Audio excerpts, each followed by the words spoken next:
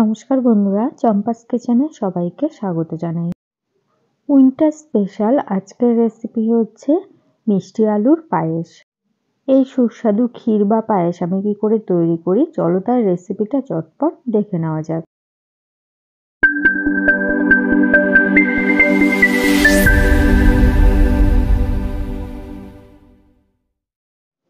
প্রথমে গ্যাস জ্বালিয়ে একটা কড়াই গরমে বসিয়ে দিচ্ছি। কড়াইটাকে ভালো করে গরম করে দিচ্ছি 1 টেবিল স্পুন ঘি। লো ফ্লেমে ঘিটাকে গলিয়ে একটা তেজপাতা, 3টে ছোট এলাচ দিয়ে দিলাম। একই সাথে এক মুঠো কাজু বাদাম আর কিশমিশ দিয়ে দিচ্ছি। কেউ যদি পায়েসের মধ্যে কাজু কিশমিশ দিতে অপছন্দ করো সেক্ষেত্রে না দিলেও চলবে। আর কাজু কিশমিশের পরিবর্তে চাইলে আমন্ড কিংবা পেস্তা বাদামও ব্যবহার করতে পারো। কিছুক্ষণ কাজু কিশমিশকে ভেজে নেওয়ার পরে এর মধ্যে দিচ্ছি খোসা ছাড়িয়ে এরকম রাউন্ড রাউন্ড করে কেটে রাখা মিষ্টি আলু। মিষ্টি আলু কাটার পরে সবসময় জলে ভিজিয়ে রাখবে, এর ফলে আলুর টুকরোগুলো কালো হয়ে যাবে না, দেখতে পুরোপুরি সাদা থাকবে। ঘিয়ের মধ্যে একটুখানি নাড়াচাড়া করে দিয়ে দিচ্ছি 1 চিমটে নুন। 1 চিমটে নুন কিন্তু পায়েসের মিষ্টতাটাকে অনেক গুণ বাড়িয়ে দেবে।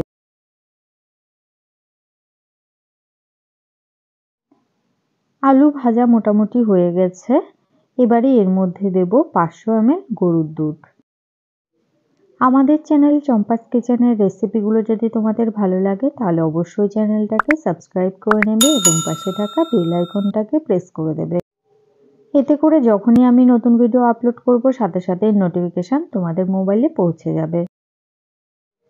কথা বলতে বলতে এদিকে দেখো পায়েসের দুধও কিন্তু টকবক করে ফুটে উঠেছে। সবকিছুকে আবার একবার নাড়াচাড়া করে গ্যাসের আঁচটাকে একদম লোতে করে দেব। মিষ্টি আলুগুলোকে যেহেতু আমি পাতলা পাতলা আর গোল গোল করে কেটে নিয়েছি, তাই এটা সেদ্ধ হতে খুব একটা বেশি সময় লাগবে না। এই মোটামুটি 10 থেকে 15 মিনিটের মধ্যেই সেদ্ধ হয়ে যাবে। ততক্ষণে পায়েসের দুধটাও অনেকটা ঘন হয়ে যাবে।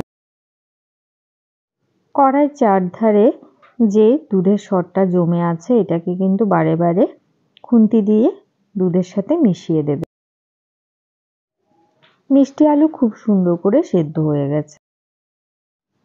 তো এবারে গ্যাসের আঁচটাকে অফ করে দিচ্ছি আর এরপরে এর মধ্যে বেশ খানিকটা খেজুরের গুড় মিশিয়ে দিলাম। শীতকালের যে কোনো পায়েসে কিন্তু খেজুর গুড় দিয়ে খেতে বেশি ভালো লাগে। আর এইভাবে যদি গ্যাসের আঁচটা অফ করে খেজুর গুড়টা পায়েসের সাথে মিশিয়ে নাও তাহলে দুধ কেটে যাওয়ার আর সম্ভাবনা থাকবে না। দুধের সাথে গুড়টা খুব সুন্দর করে গুলে গেছে, এবারে গ্যাসের আঁচটাকে আবারও ধরিয়ে দিলাম। আর খুব বেশি সময় ধরে কিন্তু পায়েসটাকে রান্না করব না, জাস্ট পায়েসটা ফুটে উঠলেই গ্যাসের আঁচটা অফ করে দেব। কারণ পায়েস বা ক্ষীরটা যখন ঠান্ডা হবে এটা কিন্তু আরও বেশ অনেকটা ঘন হয়ে যাবে। তো বন্ধুরা, আজকের রেসিপিটা কেমন লেগেছে অবশ্যই কমেন্ট করে জানাবে। ভালো লাগলে লাইক করবে আর তোমার বন্ধুদের সাথে ভিডিওটাকে শেয়ার করতে কিন্তু একদম ভুলবে না।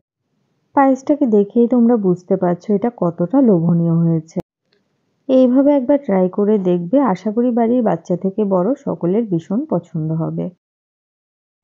এতক্ষণ আমার পাশে থেকে ভিডিওটা দেখার জন্য অনেক অনেক ধন্যবাদ। ভালো থাকবে, সুস্থ থাকবে। পরের ভিডিওতে আবার দেখা হবে। বাই।